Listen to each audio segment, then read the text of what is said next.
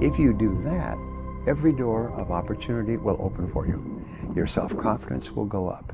People will admire you and respect you. Your employers will open doors for you. It's the most amazing thing, and yet only 10% of the population knows this. What is really important is the person you have to become a self-made millionaire. You have to become a totally different human being. In order to achieve something you've never achieved before, you have to become someone you've never been before. I mean, it's the most amazing thing, and it is true, and it has been true for thousands of years, and it is the great secret of success. It basically starts off with yourself. It is your level of self-esteem, which translates into your level of self-confidence, is the starting point of success. If you like and respect yourself, you will set big goals for yourself. And if you like and respect yourself, you will persist longer, and you'll eventually succeed. And so how you feel, your emotions about yourself, is the starting point and the most important part of success. And so the goal of children, the goal of parents, is to raise children with high levels of self-confidence and self-esteem. Your goal as an adult is to build your own self-esteem, your own mental fitness. Yeah. Like physical fitness requires physical exercise, mental fitness, feeling very positive about yourself and your life, requires mental exercise. Now, what I discovered, which was one of the most important things of all, is that self-esteem, the other side of self-esteem, is called self-efficacy, which is a word that means that you are good at what you do. So therefore, when you work to become better in your field, whatever you're doing, whether it's in school or in your job, you feel more confident and more positive about yourself. So the more you like yourself, the better you become. And the better you become, the more you like yourself. So you can actually get onto an upward spiral. Which brings us to your subject of success for young people. The key to success is very simple. I've written 2 books on this. Is you must become very good at doing something that is important and valuable to an employer. You must become very good at it. There are no successful people who are average, and it takes a long time to become very good at something, even if it's to be a gardener, or an interviewer, or a speaker. It takes a long time to become good at it, but you must be determined from the beginning to work extra hours to become very good at the work that you do. If you do that, every door of opportunity will open for you. Your self-confidence will go up. People will admire you and respect you. Your employers will open doors for you. It's the most amazing thing, and yet only 10% of the population knows this. One of the things that I learned, by the way, is that becoming a self-made millionaire is not the important thing. What is really important is the person you have to become a self-made millionaire. You have to become a totally different human being. One of my friends says that in order to achieve something you've never achieved before, you have to become someone you've never been before. And it's a really important insight, is the qualities that you need to develop, qualities on the inside to become a self-made millionaire, are incredible qualities that make you a vastly better person. Not only better in terms of character, determination, discipline, decision-making, strength, and so on, they make you a far better person. They round out your character in a far better way. So that the real payoff of becoming wealthy is not because you can eat more, because how many more meals can you eat? How many more clothes can you wear? But it's the kind of person that you become, and then the kind of people that you associate, the kind of life that you have. And so the things that we're going to talk about now, and I know that you're some of the smartest people in our country, so I'm going to give you these ideas very quickly, like dealing cards. What I found in my research is that there's a series of qualities that self-made millionaires have. If you have these qualities, your success is virtually guaranteed. And if you don't have these qualities, the qualities are learnable. Point number 1 is that all business or sales skills are learnable. All financial skills are learnable. If you can drive a car, you can learn any skill. If you can drive a car, you can learn this skill. Now, number 2 is you're probably only 1 skill away from doubling your income right now. You're probably only 1 skill away from setting yourself on the road to becoming a self-made millionaire. That turns out to be the case for almost everyone. And if you don't know what that skill is, maybe over the course of the time we spend together, it'll jump out at you. But whatever it is, you've got to find it out and go to work on it, because it is learnable. It's a learnable skill.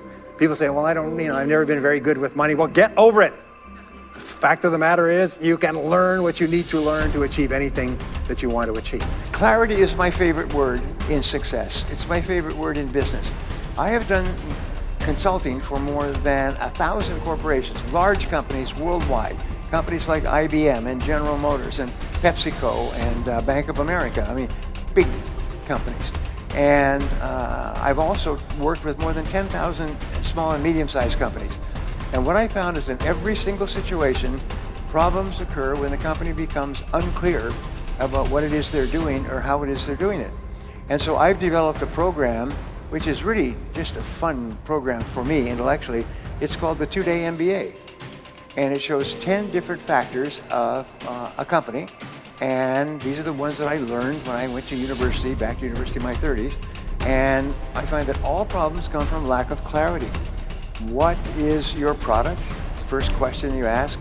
Who is your customer? What does your customer consider to be more valuable than anything else? How are you superior to your competitors? What can you do to attract more customers? What can you do to close those customers? I'll come to this in a second, but basically it's clarity, lack of clarity. Now here's something else I learned, and they did a study of 50 owners of companies, successful owners of companies like yourselves. And they asked them, what is the very best time management or business tool that you've ever discovered? 49 out of the 50 held up a yellow writing pad. Yellow writing pad, sort of like this. And this is what they did. This is how they planned their day. They made a list, to-do list. Today's date, they wrote down everything they had to do. They always work from a list. Always work from a list. Always work from a list.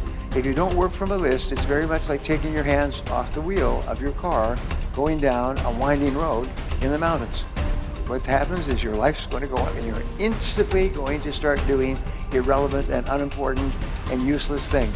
And at the end of the day, you'll be exhausted and you'll have accomplished nothing. In life, every person has a turning point, and the turning point comes when you set upon a major goal. When you decide upon a major goal, and since you're going to be working for money in business all your life, you might as well set a goal to earn a lot of money. You see, in life, you can earn a lot or you can earn a little.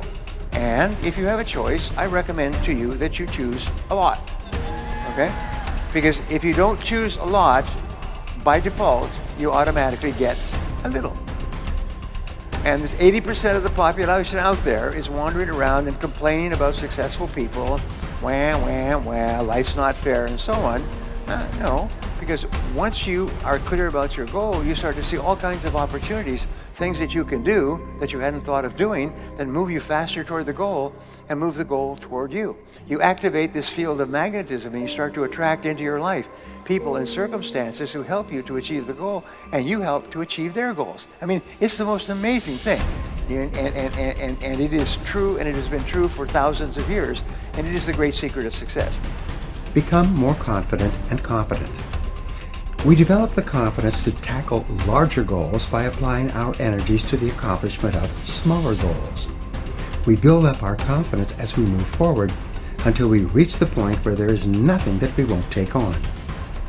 In fact, the habit of setting and achieving ever larger goals is absolutely indispensable to the development of ever higher levels of self-confidence and personal power.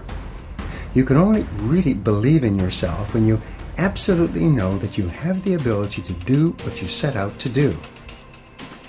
True self-confidence comes not from positive wishing or positive hoping or positive thinking. It comes from positive knowing, based on having proven to yourself over and over again that you have what it takes to get from wherever you are to wherever you want to go. Self-confidence is a state of mind. It is an attitude. And as an attitude, it is more important than facts. But it must be based on facts to be the kind of self-confidence that you can rely upon in a crunch. Your job is to do whatever it takes to convince yourself in your heart that you are absolutely unstoppable and that you can achieve anything that you put your mind to. Thought is creative. If self-confidence is an attitude of mind, it is based on mental principles and mental laws. foremost amongst which is thought is creative. You are not what you think you are, but what you think you are. As you systematically and deliberately change your thinking about yourself, your outer reality changes to conform with it. Your thoughts create your life, including and especially your thoughts with regard to your feelings of self-confidence. The reason why goals are so important is because of these mental laws, the consequences of which are inevitable and inescapable. You are happy and successful to the degree to which you conform your life and your thinking to these laws and live in harmony with them. The first law, which we have already discussed, is the law of cause and effect. This law is so simple and powerful that you need to remind yourself of it all the time. Everything that happens in your life, success or failure, wealth or poverty, health or illness, happiness or unhappiness, self-confidence or insecurity, are all subject to this law. The Bible teaches this basic law as the principle of sowing and reaping. It says that whatsoever a man soweth, that also shall he reap. This especially refers to the thoughts you think. If you sow positive, optimistic, uplifting thoughts in your mind, you will reap positive, optimistic, uplifting events and experiences in your life. And it cannot be otherwise.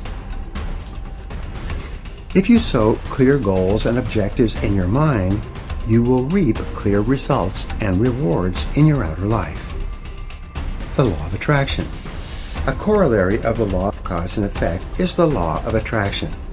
This is one of the most important of all mental laws in explaining what happens to you.